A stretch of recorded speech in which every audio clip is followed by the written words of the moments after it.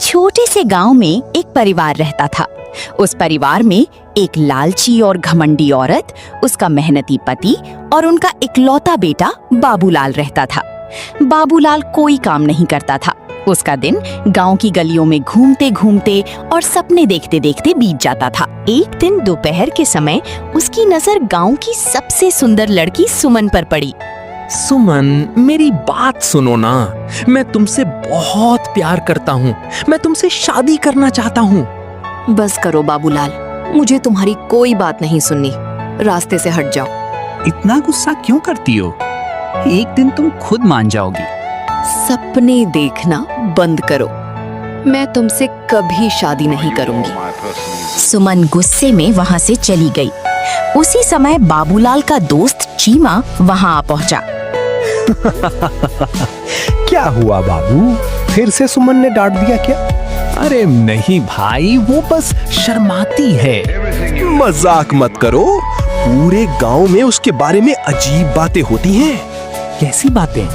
लोग कहते हैं कि रात को वो अकेली जंगल की तरफ जाती है। कुछ लोगों ने उसके उल्टे पैरों के निशान देखे हैं। तू भी गांव वालों की बातों में आ गया? इतनी सुंदर लड़की चुड़ैल हो सकती है क्या? सुंदर चेहरा हमेशा सच्चाई नहीं होता।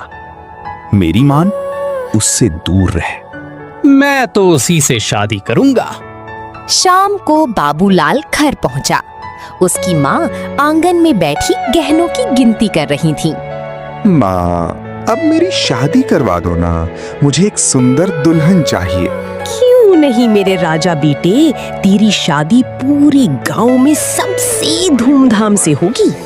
शादी? पहले कोई काम धंधा तो कर ले। घर का एक पैसा नहीं कमाता और दुल्हन चाहिए। आप मेरे बेटे को कुछ मत कहिए। हमारे पास जो है वही इसके लिए काफी है। यही लाड़ प्यार इसे बर्बाद कर देगा। रात को बाबूलाल ने अपनी माँ से कहा कि उसे सुमन से ही शादी करनी है। अगले दिन उसकी माँ सुमन के घर रिश्ता लेकर गई। अपने धन दौलत का घमंड दिखाकर उसने सुमन के गरीब माता पिता पर दबाव बनाया। कुछ ही दिनों में दोनों की शादी हो गई। पूरा गांव खुश था, लेकिन किसी को नहीं पता था कि ये शादी बाबूलाल की जिंदगी की सबसे बड़ी भूल बनने वाली थी। उस रात जब पूरा घर गहरी नींद में सो रहा था, तभी सुमन धीरे धीरे बिस्तर से उठी। वो बिना कोई आवाज किए दरवाजा खोलकर घर से बाहर निकली और अकेली जंगल की ओर बढ़ने लगी।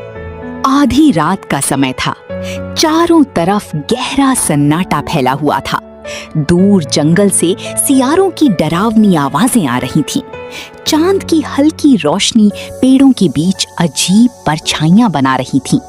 सुमन धीरे धीरे गांव की सीमा पार करके जंगल की तरफ बढ़ रही थी, लेकिन उसे पता नहीं था कि कोई उसका पीछा कर रहा है। मुझे पहले से ही इस पर शक था। आज सच सामने आकर रहेगा। चीमा पेड़ों के पीछे छिपकर सुमन का पीछा करता रहा। अचानक सुमन एक पुराने बरगद के पेड़ के पास रुकी। उसने धीरे धीरे अपना सिर पीछे घुमाया। चीमा डरकर झाड़ियों में छिप गया। हे भगवान, कहीं इसने मुझे देख तो नहीं लिया? कुछ पल तक सुमन बिल्कुल शांत खड़ी रही। फिर उसने एक लंबी और अजीब हंसी हंसी। उसकी हंसी पूरे जंगल में गूंज उठी।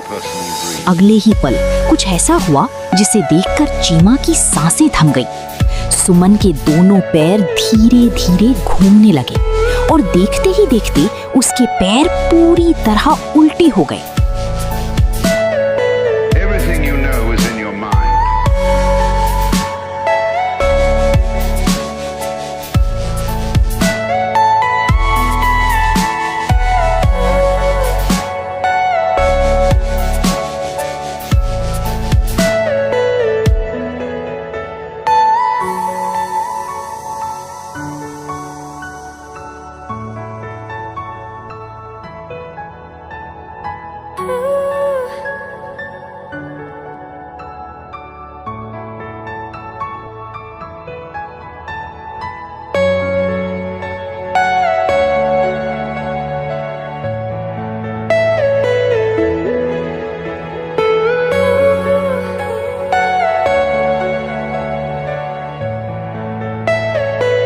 are you all my personal greetings.